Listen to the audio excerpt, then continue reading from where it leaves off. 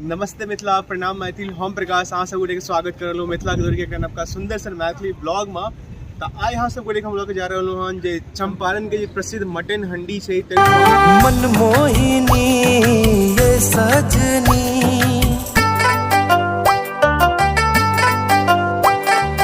मनमोहिनी ये सजनी, सुनु ने